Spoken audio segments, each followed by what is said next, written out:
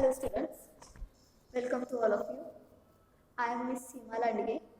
आजच्या लेक्चरमध्ये आपण FDI म्हणजेच फॉरेन डायरेक्ट इन्व्हेस्टमेंट हा कंटेंट बघणार आहोत. विमा व्यवसायात परदेशी थेट गुंतवणूक कशा पद्धतीने केली जाते. ओके.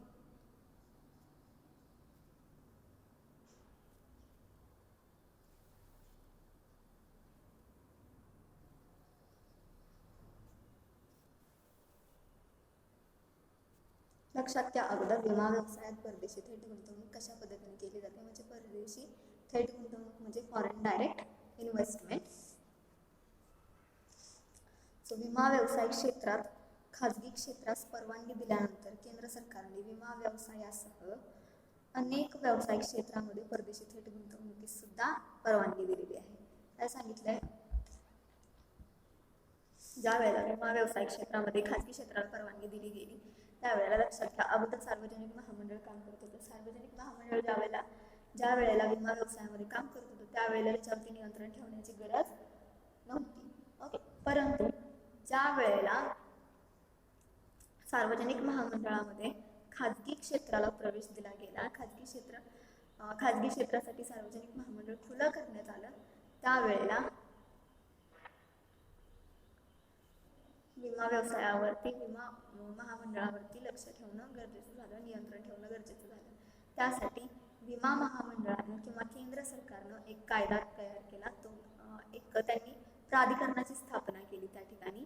ओके. त्या प्राधिकरणाला कायद्याचं स्वरूप मिळावं म्हणून त्याचं कायद्यामध्ये रूपांतर केलं. तर तो कायदा म्हणजे विमा नियमन व विकास प्राधिकरण कायदा, insurance regulatory and development act. Okay. इथं बघा विमा व्यवसायात थेट परदेशी गुंतवणूक कशा पद्धतीने केली जाते. यामध्ये काय सांगितलंय, विमा व्यवसाय क्षेत्रामध्ये खाजगी क्षेत्रास परवानगी दिल्यानंतर बघा विमा व्यवसाय क्षेत्रामध्ये खाजगी क्षेत्रास परवानगी दिल्यानंतर केंद्र सरकारने विमा व्यवसायासह अनेक व्यावसायिक क्षेत्रामध्ये परदेशी थेट गुंतवणुकीला परवानगी दिली आहे.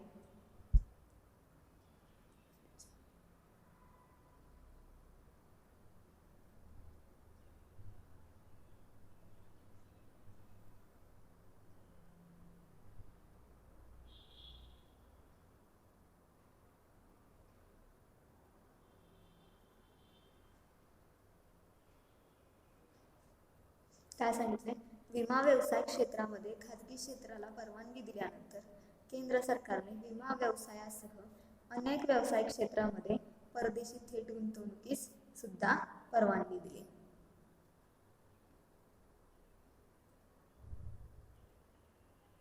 जागतिकीकरण, खाजगीकरण व खुलेकरण या धोरणामुळे भारत सरकारने परदेशी गुंतवणूकदारांना थेट गुंतवणुकीसाठी त्यांची दारे खुली केली. बघा काय सांगितलंय, जागतिकीकरण, खाजगीकरण या धोरणामुळे भारत सरकारने काय केलं, परदेशी गुंतवणूकदारांना आपल्या कंपन्यांमध्ये गुंतवणूक करण्यासाठी त्यांची दारे खुली केली गेली. ओके. आंतरराष्ट्रीय नाणेनिधी, इंटरनॅशनल मॉनिटरी फंड,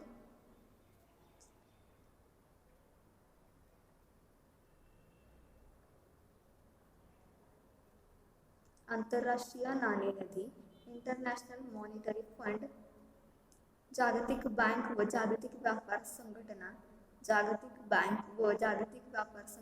WTO यांच्या निर्देशानुसार अनेक उद्योगांमध्ये व व्यवसायांमध्ये परदेशी थेट गुंतवणुकीस परवानगी देण्याचा निर्णय इथं भारत सरकारनं घेतला आहे. बघा काय बघतोय, परदेशी थेट गुंतवणूक फॉरेन डायरेक्ट इन्व्हेस्टमेंट यामध्ये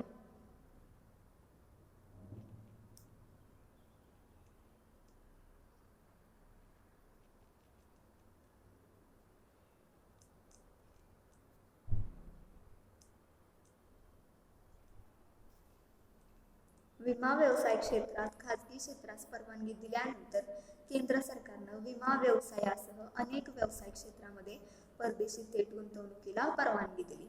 जागतिकीकरण, खाजगीकरण, खुलेकरण या धोरणांमुळे भारत सरकारने परदेशी गुंतवणूकदारांना थेट गुंतवणुकीसाठी दारे खुली केली गेली आणि आंतरराष्ट्रीय नाणेनिधी, इंटरनॅशनल मॉनिटरी फंड, जागतिक बँक व जागतिक व्यापार संघटना, बघा जागतिक बँक व जागतिक व्यापार संघटना यांच्या निर्देशांनुसार अनेक उद्योगांमध्ये व व्यवसायांमध्ये परदेशी थेट गुंतवणुकीस परवानगी देण्याचा निर्णय भारत सरकार घेत असतं. काय सांगितले? विमा व्यवसाय क्षेत्रामध्ये खाजगी क्षेत्रास परवानगी दिल्यानंतर केंद्र सरकारने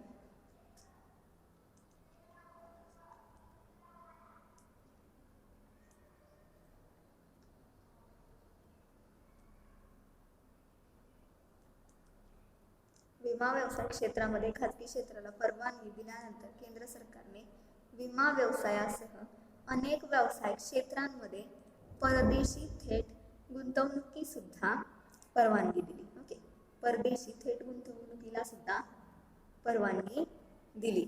जागतिकीकरण, खाजगीकरण व खुलीकरण या धोरणामुळे भारत सरकारने परदेशी गुंतवणूकदारांना थेट गुंतवणुकीसाठी दारे खुली केली आहेत आणि आंतरराष्ट्रीय नाणेनिधी इंटरनॅशनल मॉनिटरी फंड, आंतरराष्ट्रीय नाणेनिधी इंटरनॅशनल मॉनिटरी फंड, जागतिक बँक व जागतिक व्यापार संघटना, जागतिक बँक व जागतिक व्यापार संघटना यांच्या निर्देशांनुसार अनेक उद्योगांमध्ये व व्यवसायामध्ये परदेशी थेट गुंतवणुकीस परवानगी देण्याचा निर्णय भारत सरकारने घेतलेला आहे.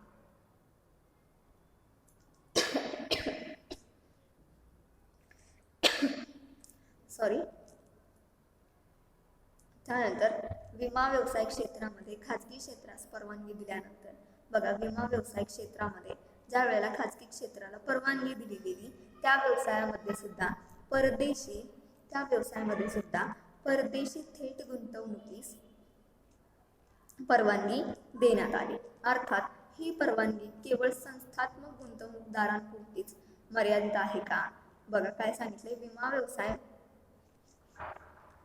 विमा व्यवसाय क्षेत्रामध्ये खाजगी क्षेत्राला परवानगी दिल्यानंतर त्या व्यवसायामध्ये सुद्धा परदेशी थेट गुंतवणुकीस परवानगी देण्यात आली. ओके, विमा व्यवसाय क्षेत्रामध्ये खाजगी क्षेत्रास परवानगी दिल्यानंतर त्या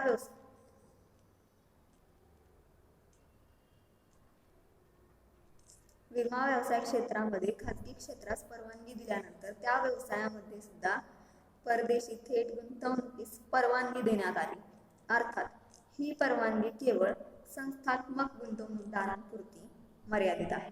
ओके, ही परवानगी केवळ संस्थात्मक गुंतवणूकदार जे असतील त्या गुंतवणूकदारांपुरती मर्यादित आहे. परंतु त्यामुळे परदेशी थेट गुंतवणुकीचे सर्व गुण व दोष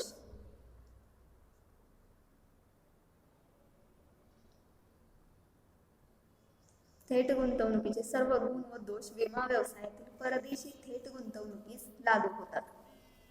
ओके,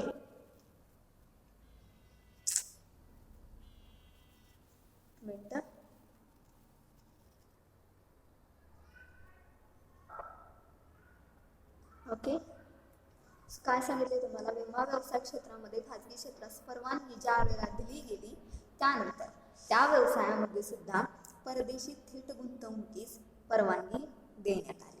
ओके, काय सांगितलंय? विमा व्यवसाय क्षेत्रामध्ये खाजगी क्षेत्रास परवानगी दिल्यानंतर त्या व्यवसायामध्ये सुद्धा परदेशी थेट गुंतवणुकीस परवानगी देण्यात आली. अर्थात ही परवानगी केवळ संस्थात्मक गुंतवणूकदारांपुरती मर्यादित नसून, ओके, काय सांगितलंय? विमा व्यवसाय क्षेत्रामध्ये खाजगी क्षेत्रास परवानगी दिल्यानंतर त्या व्यवसायामध्ये सुद्धा परदेशी थेट गुंतवणुकीस परवानगी देण्यात आली आहे. अर्थात ही परवानगी केवळ संस्थात्मक गुंतवणूकदारापुरती मर्यादित आहे. ओके, ही परवानगी केवळ संस्थात्मक गुंतवणूकदारांपुरती मर्यादित आहे. त्यामुळे परदेशी थेट गुंतवणुकीचे सर्व गुण दोष विमा व्यवसायातील परदेशी थेट गुंतवणुकीस लागू होतात. सर्व गुण दोष विमा व्यवसायातील परदेशी थेट गुंतवणुकीस लागू होतात. विमा व्यवसाय क्षेत्रामध्ये परदेशी थेट गुंतवणुकीस परवानगी दिल्यामुळे हे गुणदोष अथवा फायदे तोटे आपल्याला इथं आढळून येतात. बघा, फॉरेन डायरेक्ट इन्व्हेस्टमेंट, विमा व्यवसायात परदेशी थेट गुंतवणूक याचे फायदे बघूयात आपण. फायदे किंवा गुण. Okay, advantages or merits. So काय सांगितलंय, विमा व्यवसाय क्षेत्रामध्ये परदेशी थेट गुंतवणुकीचे द्वार खुले केल्याने, विमा व्यवसाय क्षेत्रामध्ये परदेशी थेट गुंतवणुकीचे दार हे खुले केल्याने त्याचे पुढील प्रमाणे गुण अथवा फायदे दिसून येतात. त्याचे पुढील प्रमाणे गुण अथवा फायदे आपल्याला इथं दिसून येतात. काय सांगितलं मग, पहिला फायदा किंवा पहिला गुण काय सांगितलाय, खाजगी कंपन्यांना आपला विमा व्यवसाय अधिक जलद गतीने वाढवण्यासाठी. बघा, खाजगी कंपन्यांनी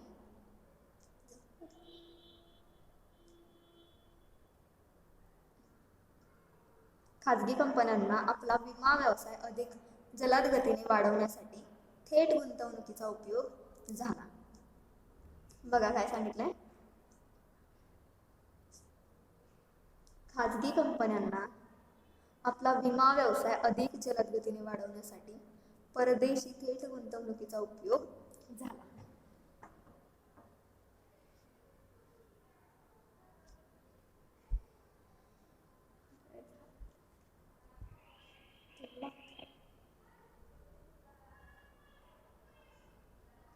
खाजगी कंपन्यांना आपला विमा व्यवसाय अधिक जलद गतीने वाढवण्यासाठी परदेशी थेट गुंतवणुकीचा उपयोग झाला. खाजगी कंपन्यांना परदेशी थेट गुंतवणुकीमुळे दुसऱ्या देशातील विमा व्यवसायातील अनुभवाचा फायदा इतर झालेला आपल्याला दिसून येतो. अनुभवाचा फायदा झालेला आपल्याला दिसून येतो. देन, विमा ग्राहकांना अधिक चांगल्या सेवा व सुविधा, विमा ग्राहकांना अधिक चांगल्या सुविधा देण्यासाठी परदेशी भांडवलाची मदत झालेली असते. काय सांगितले, विम्याचे जे ग्राहक असतील त्या ग्राहकांना अधिक चांगल्या सेवा सुविधा देण्यासाठी परदेशी भांडवलाची मदत झालेली असते. ओके, त्यानंतर चौथा फायदा बघा, परदेशी थेट गुंतवणुकीद्वारे अधिक भांडवल उपलब्ध झाले आहे. परदेशी थेट गुंतवणुकीद्वारे अधिक भांडवल उपलब्ध झाले आहे.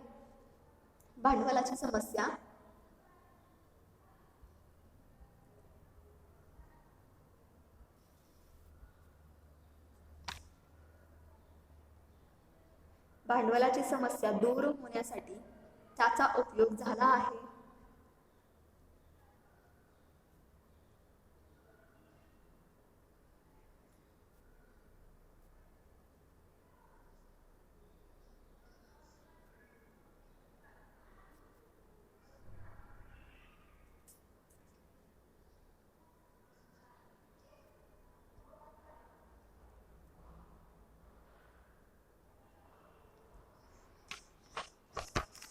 काय सांगितले, खाजगी कंपन्यांना आपला विमा व्यवसाय अधिक जलद गतीने वाढवण्यासाठी परदेशी थेट गुंतवणुकीचा उपयोग झाला आहे. ओके, खाजगी कंपन्यांना आपला व्यवसाय हा जलद गतीने वाढवायचा होता, त्यामुळे परदेशी गुंतवणुकीचा त्यांना तिथं जास्तीत जास्त प्रमाणात फायदा झालेला आपल्याला दिसून येतो. देन, खाजगी कंपन्यांना परदेशी थेट गुंतवणुकीमुळे, खाजगी कंपन्या ज्या असतील त्यांना परदेशी थेट गुंतवणूक होत असल्यामुळे दुसऱ्या देशातील विमा व्यवसायातील अनुभवाचा फायदा झाला आहे. दुसऱ्या देशातील जे काही दुसऱ्या देशाच्या व्यवसायातील जे काही अनुभव असतील त्याचा फायदा त्यांना गुंतवणूक करताना झालेला आहे. त्यानंतर, विमा ग्राहकांना अधिक चांगल्या सेवा व सुविधा देण्यासाठी, विमा ग्राहकांना जास्तीत जास्त चांगल्या सेवा सुविधा देण्यासाठी परदेशी भांडवलाची मदत इथं झालेली आहे. त्यानंतर, परदेशी थेट गुंतवणुकीद्वारे अधिक भांडवल उपलब्ध झाले आहे. बघा, परदेशी थेट गुंतवणूक होत असल्यामुळे काय झाले, जास्तीत जास्त भांडवल इथं अधिक उपलब्ध झालेलं आहे. त्यानंतर, भांडवलाची समस्या दूर होण्यासाठी त्याचा उपयोग झाला आहे. भांडवलाची समस्या दूर होण्यासाठी त्याचा उपयोग सुद्धा इथं झालेला आहे. त्यानंतर, पाचवा गुण किंवा फायदा म्हणजे परदेशातील विमा व्यवसायातील चांगल्या योजना, परदेशामध्ये असणाऱ्या विमा व्यवसायातील चांगल्या योजना अधिक ग्राहकांना उपलब्ध करून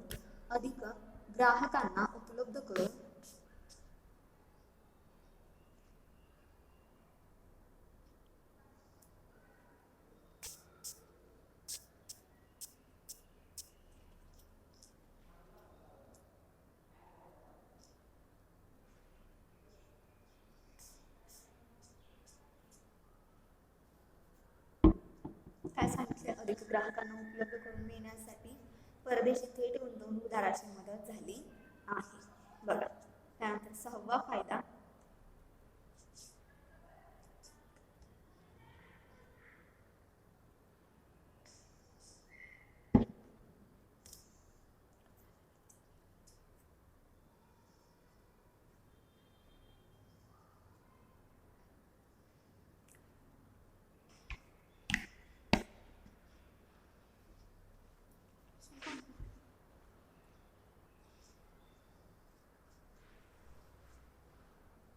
त्या सांगितले 6व्या पॉईंटमध्ये परदेशी थेट गुंतवणुकीद्वारे आवश्यक ते भांडवल उपलब्ध झाल्यामुळे खाजगी कंपन्यांना आपले संघटनात्मक जाळे अधिक व्यापक करण्यास मदत झाली आहे. बघा 3रा फायदा तुम्हाला सांगितलाय, गुण तुम्हाला सांगितलाय, विमा ग्राहकांना अधिक चांगल्या सेवा व सुविधा देण्यासाठी परदेशी भांडवलाची मदत झाली आहे. ओके, विमा ग्राहकांना अधिक चांगल्या सेवा व सुविधा देण्यासाठी परदेशी भांडवलाची मदत झालेली आहे. त्यानंतर 4था, परदेशी थेट गुंतवणुकीद्वारे अधिक भांडवल उपलब्ध झालं आहे. परदेशी थेट गुंतवणुकीद्वारे अधिक भांडवल उपलब्ध झालेलं आहे. त्यानंतर भांडवलाची समस्या दूर होण्यासाठी त्याचा उपयोग तिथं झालेला आहे. भांडवलाची समस्या दूर होण्यासाठी त्याचा उपयोग तिथं झाला.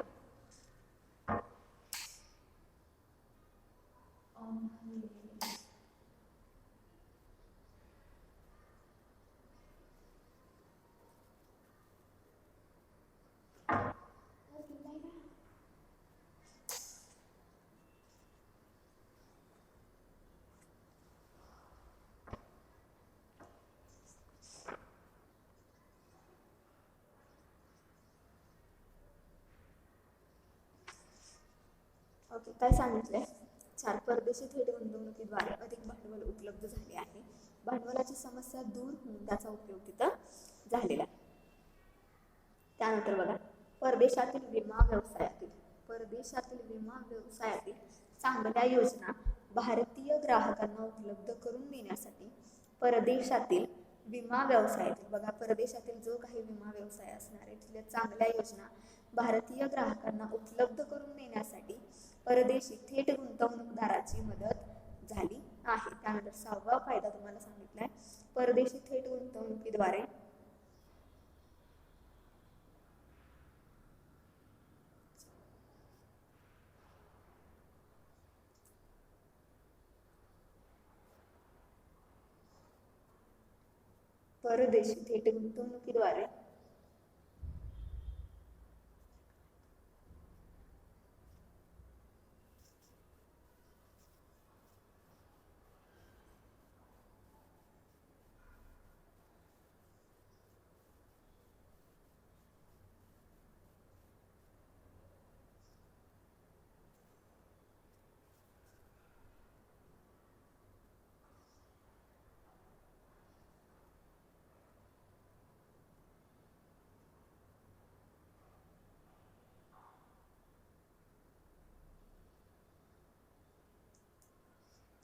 बघा काय सांगितलंय,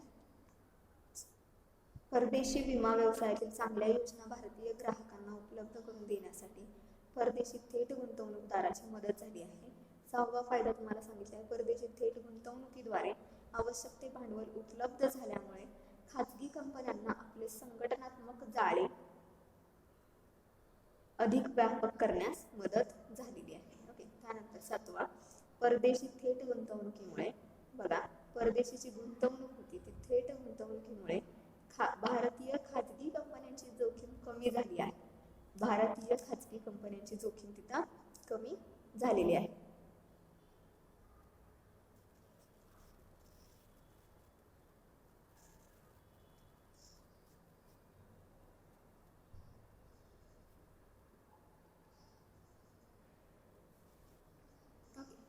त्यानंतर बघूयात आपण FDI फॉरेन डायरेक्ट इन्व्हेस्टमेंट विमा व्यवसायातील परदेशी थेट गुंतवणुकीचे तोटे किंवा दोष. ओके, आता आपण काय बघितले, गुण फायदे. आता बघायचं आपल्याला तोटे किंवा दोष. यामध्ये विमा व्यवसाय क्षेत्रामध्ये परदेशी थेट गुंतवणुकीस मुभा दिल्यामुळे, बघा विमा व्यवसाय क्षेत्रामध्ये परदेशी थेट गुंतवणुकीस मुभा दिल्यामुळे पुढील दोष अथवा तोटे संभवतात. पुढील दोष अथवा तोटे संभवतात. त्यामध्ये परदेशी थेट गुंतवणूक अनिश्चित स्वरूपाची असल्याने परदेशाची जी गुंतवणूक आहे, ओके, परदेशी केली जाणारी जी थेट गुंतवणूक असेल ती अनिश्चित स्वरूपाची असल्यामुळे त्या भांडवलाच्या भरवशावर व्यवसाय करणं अधिक जोखमीचं असतं. बघा काय सांगितलंय, एक पॉइंट, परदेशी थेट गुंतवणूक अनिश्चित स्वरूपाची असल्याने परदेशातील जी गुंतवणूक केली जाते ती गुंतवणूक अनिश्चित स्वरूपाची असल्याने त्या भांडवलाच्या भरवशावर व्यवसाय करणं अधिक जोखमीचं असतं. व्यवसाय करणं अधिक जोखमीचं असतं. ओके, त्यानंतर दुसरा पॉइंट आहे तो म्हणजे दोष किंवा तोटे, म्हणजे परदेशी गुंतवणूक कधीही परत घेतली जाण्याची शक्यता असते. परदेशी गुंतवणूक जी असते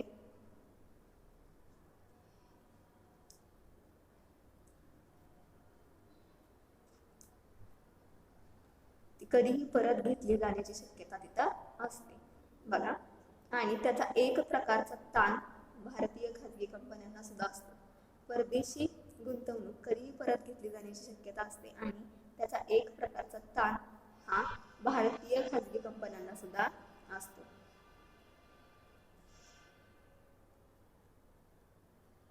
परदेशी थेट गुंतवणूकदारांचा मुख्य उद्देश हा आपल्या गुंतवणुकीवर नफा मिळवण्याचा असतो. ओके, जी काही परदेशी थेट गुंतवणूक केली जाते त्यांचा मुख्य उद्देश काय असतो? त्यांचा मुख्य उद्देश हा असतो की गुंतवणुकीवर नफा मिळवणे. ओके, त्यांना भारतीय ग्राहकांबद्दल अथवा व्यवसायाबद्दल आस्था नसते. बघा, परदेशी गुंतवणूक करणारे गुंतवणूकदार जे असतात त्यांचा मुख्य उद्देश काय असतो? आपण जी गुंतवणूक केली त्या गुंतवणुकीवरती आपल्याला जास्तीत जास्त नफा मिळावा. भारतीय ग्राहकांबद्दल अथवा व्यवसायाबद्दल त्यांना कोणत्याही प्रकारची आस्था नसते. त्यानंतर चौथा पॉइंट, परदेशी थेट गुंतवणूक ही दोन देशांमधील राजकीय संबंधांवर अवलंबून असते. परदेशी थेट गुंतवणूक ही दोन देशांमधील राजकीय संबंधांवर अवलंबून असते. काय सांगितलंय? परदेशी थेट गुंतवणूक ही दोन देशांमधील राजकीय संबंधांवर अवलंबून असते. तर काही कारणामुळे हे संबंध बिघडल्यास ती गुंतवणूक तातडीनं परत घेतली जाण्याचा धोका असतो. काय सांगितलंय? काही कारणांमुळे हे संबंध बिघडल्यास ती गुंतवणूक तातडीनं परत घेतली जाण्याची शक्यता इथे जास्तीत जास्त असते. त्यानंतर पाचवा पॉइंट बघा, स्वमालकीचे भांडवल.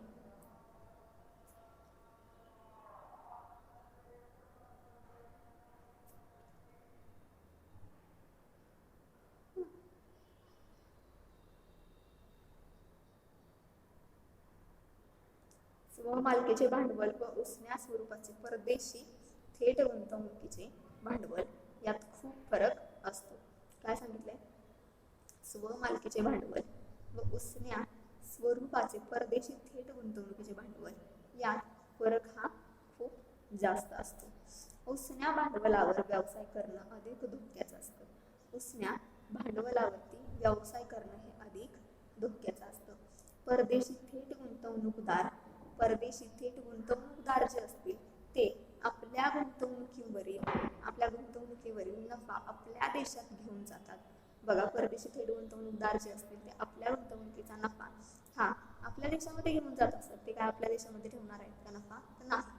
जो काही त्यांना नफा मिळणार आहे ते काय करतात? आपल्या देशामध्ये घेऊन जात असतात.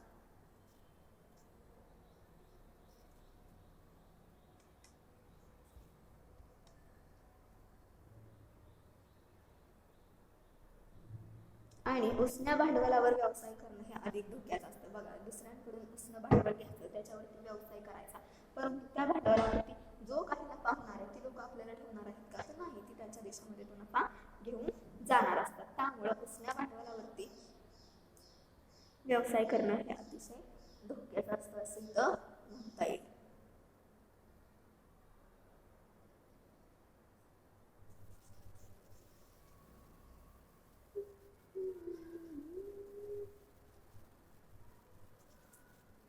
परदेशी थेट गुंतवणूकदारांना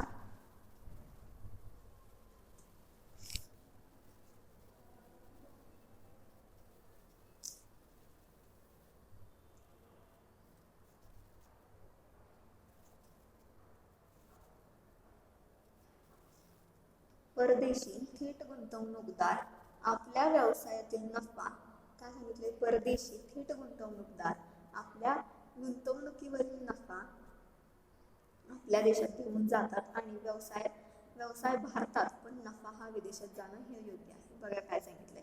पहिल्यांदा बघा पाचवा तोटा की स्वमालकीचं भांडवल व उसन्या स्वरूपाचे परदेशी थेट गुंतवणुकीचे भांडवल यात खूप फरक आहे. ओके, कारण स्वतःच्या मालकीचं ज्या वेळेला बिझनेसमन किंवा व्यावसायिक स्वतःच्या मालकीचं भांडवल यूज करत असतो त्यावेळेला जो काही नफा तो व्यवसायामध्ये त्याला होणार आहे तो त्याचा स्वतःचा हक्काचा असतो. ओके, ज्या वेळेला उसन्या स्वरूपात दुसऱ्यांकडून भांडवलासाठी पैसे घेऊन त्याच्यावरती व्यवसाय केला जातो त्यावेळेला त्या नफ्यावरती आपल्यापेक्षा जास्तीत जास्त हक्क हा दुसऱ्याचा असतो, कारण तो व्यवसाय सुरू करण्यासाठी आपण जे भांडवल घेतलेलं आहे ते भांडवल उसन्या स्वरूपाचं असतं आणि ते दुसऱ्यांकडून आपण घेतलेलं असतं. ओके,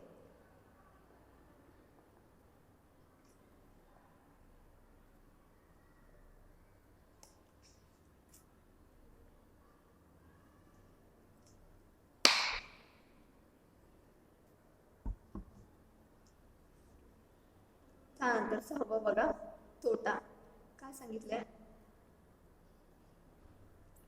या अगोदर आपण काय बघितलं, उष्ण भांडवल घेऊन व्यवसाय करणं हे अधिक धोक्याचं आहे. कारण उष्ण भांडवल जर आपण घेतलं तर उष्ण भांडवलावरती आपण जितक्या प्रमाणात नफा तिथे मिळवू तिथला जास्तीत जास्त नफा हा काय होत असतो, जास्तीत जास्त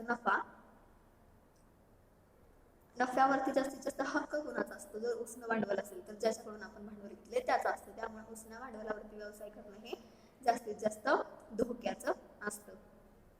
त्यानंतर सहावा दोष म्हणजे परदेशी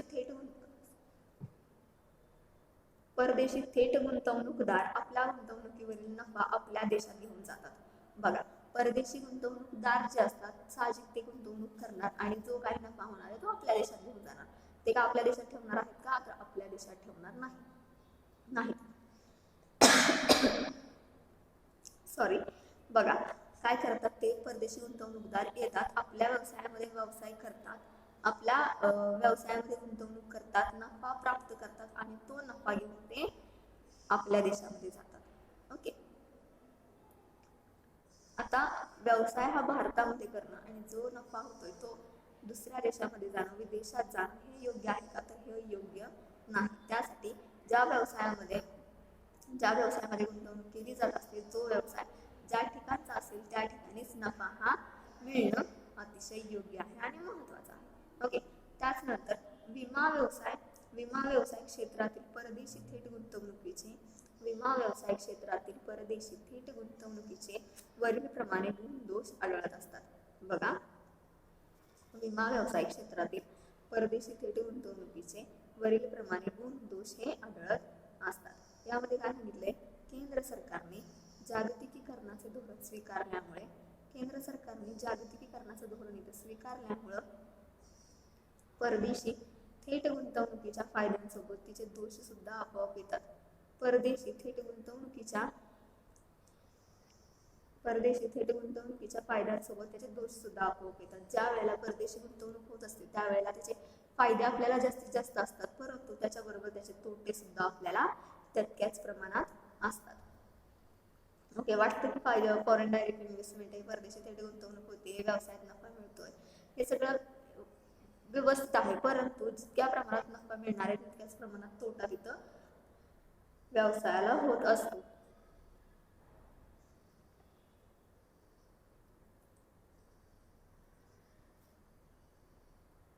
ओके, जितके फायदे असतील तितके दोष सुद्धा आपोआप तिथं येत असतात. त्याबाबत सार्वत्रिक टीका होत असली तरी, बघा, त्याच्या बाबतीत सार्वत्रिक टीका ही होत असली तरी केंद्र सरकारला जागतिकीकरणाच्या धोरणातून माघार घेणं शक्य नाही. काय सांगितलंय, त्याबाबत सार्वत्रिक टीका होत असली तरी केंद्र सरकारला जागतिकीकरणाच्या धोरणातून माघार घेणं शक्य नाही. त्यामुळे त्या दोषांचे दुष्परिणाम कमीत कमी होतील ही दक्षता खाजगी कंपन्यांनी घेणं अतिशय आवश्यक आहे. तर या पद्धतीने आपण काय बघितलंय तर विमा व्यवसायामध्ये परदेशी थेट गुंतवणूक कशी होते. ओके, त्याचबरोबर विमा व्यवसायाचं खाजगीकरण आपण बघितलं. यामध्ये मी तुम्हाला सांगितले की भारतीय विमा क्षेत्रामध्ये खाजगी क्षेत्रास परवानगी देण्याचे धोरण म्हणजे खाजगीकरण होय. हे तुम्हाला MCQ विचारलं जाऊ शकतं. काय सांगितलं यामध्ये, भारतीय विमा सेवा क्षेत्रामध्ये खाजगी क्षेत्राला परवानगी देण्याचे धोरण म्हणजे खाजगीकरण होय. उपक्रमाची मालकी व व्यवस्थापन खाजगी क्षेत्राकडे देण्याच्या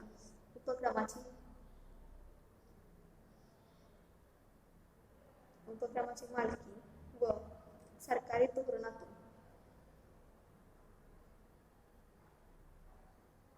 उपक्रमाची मालकी जी असेल ती उपक्रमाची मालकी सरकारी उपक्रमाची मालकी व व्यवस्थापन खाजगी क्षेत्राकडे देण्याच्या दृष्टीने मालकी भागाची विक्री खाजगी क्षेत्रास करणं हे खाजगीकरणास अपेक्षित असतं.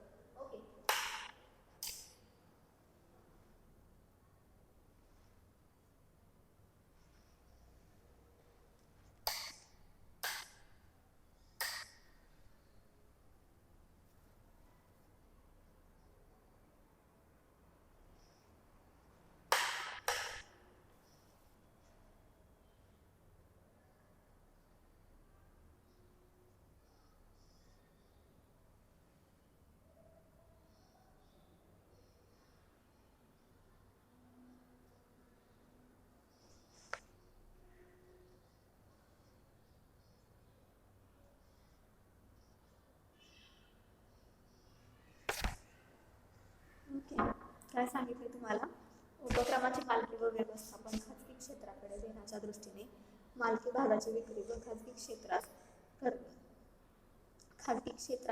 करणे खाजगीकरणात अपेक्षित असतं.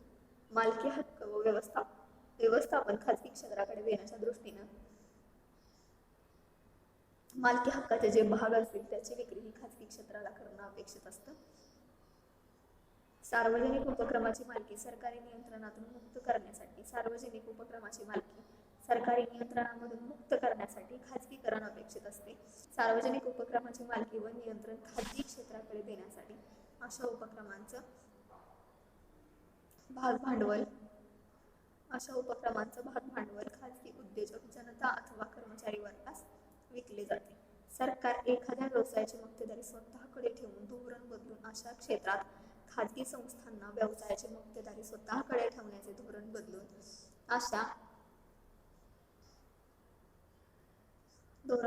अशा क्षेत्रात बघा काय सांगितलंय, अशा क्षेत्रामध्ये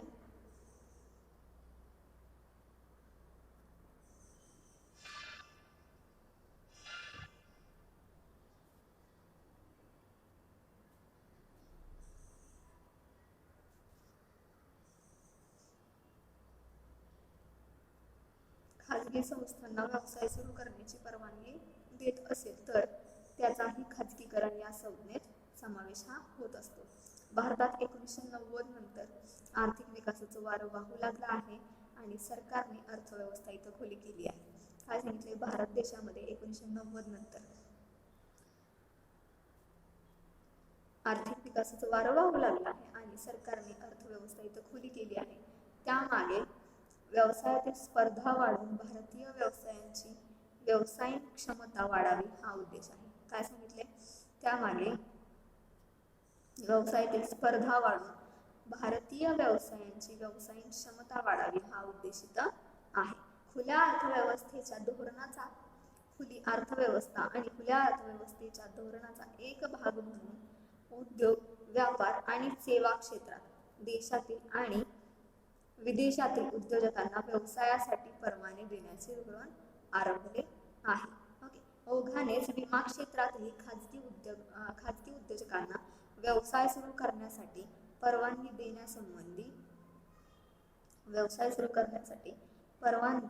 देण्यासंबंधी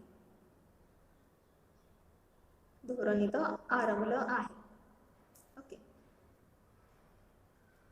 विमा व्यवसायाचं खाजगीकरण.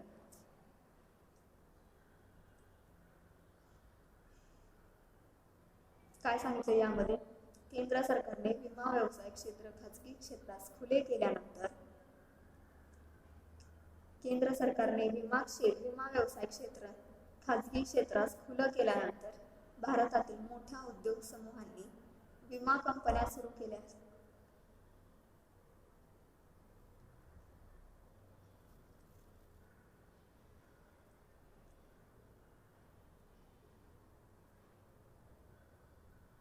कंपन्या सुरू केल्या आहेत.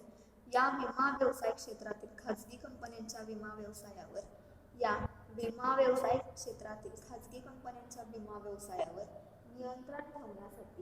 नियंत्रण ठेवण्यासाठी विमा नियमन व विकास प्राधिकरण नावाची संस्था स्थापन केली आहे.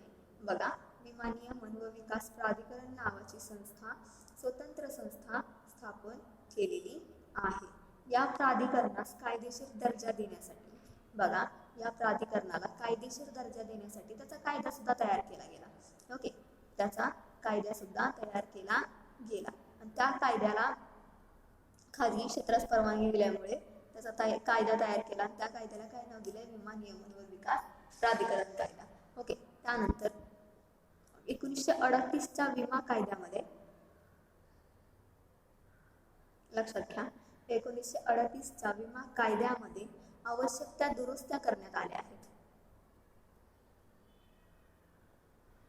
1938चा जो विमा कायदा आहे त्या विमा कायद्यामध्ये जास्तीत जास्त दुरुस्त्या करण्यात आल्या आहेत. आयुर्विमा व सर्वसाधारण विमा अशा दोन्ही दुरुस्त्या करण्यात आल्या आहेत. आयुर्विमा व सर्वसाधारण विमा अशा दोन्ही दुरुस्त्या करण्यात आलेल्या आहेत. त्यानंतर आयुर्विमा व सर्वसाधारण विमा अशा दोन्ही विमा क्षेत्रामध्ये खाजगी क्षेत्रास परवानगी दिल्यामुळे आयुर्विमा महामंडळ कायदा 1956, सर्वसाधारण विमा महामंडळ कायदा किंवा व्यवसाय राष्ट्रीयकरण कायदा 1972 मध्ये सुद्धा आवश्यक त्या सुधारणा करण्यात आलेल्या आहेत. केंद्र सरकारने 1999 ते 2000 मध्ये विमा व्यवसाय क्षेत्र खाजगी क्षेत्रास खुले करण्याचा निर्णय घेतलेला आहे. काय सांगितले? केंद्र सरकारने 1999 ते 2000 मध्ये विमा व्यवसाय क्षेत्र खाजगी क्षेत्रास खुलं करण्याचा निर्णय घेतला. तरी 2000 ते 2001 पासून व्यवसाय क्षेत्रामध्ये बघा काय सांगितलं? 1999 केंद्र सरकारने 1999 ते 2000 मध्ये विमा व्यवसाय क्षेत्र खाजगी क्षेत्रास खुले करण्याचा निर्णय घेतलाय. ओके, त्यानंतर 2000 ते 2001 पासून विमा व्यवसाय क्षेत्रामध्ये खाजगी कंपन्यांचे पदार्पण झाले. आयुर्विमा व सर्वसाधारण विमा या दोन्ही क्षेत्रामध्ये खाजगी कंपन्यांची स्थापना सुद्धा झाली. भारतातील टाटा, बिर्ला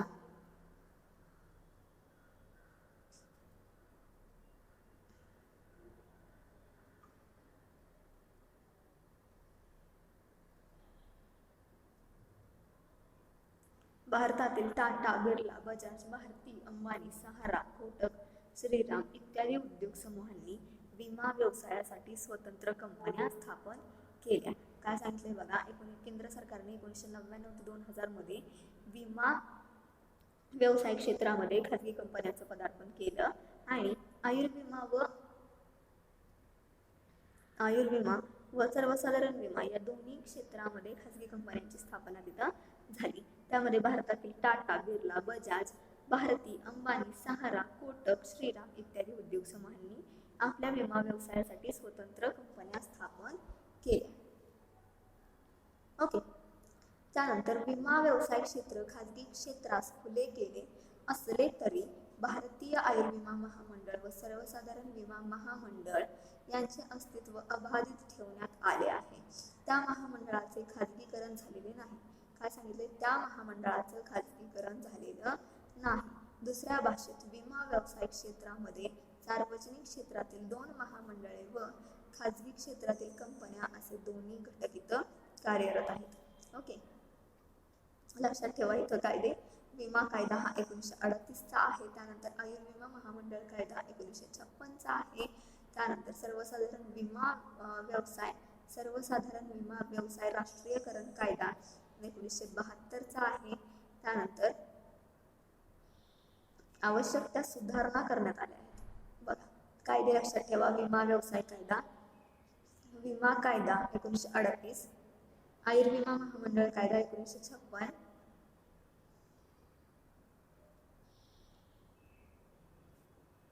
सर्वसाधारण विमा व्यवसाय राष्ट्रीयकरण कायदा 1972. ओके, अशा पद्धतीने 3 कायदे आहेत, हे लक्षात ठेवावे लागणार आहेत तुम्हाला.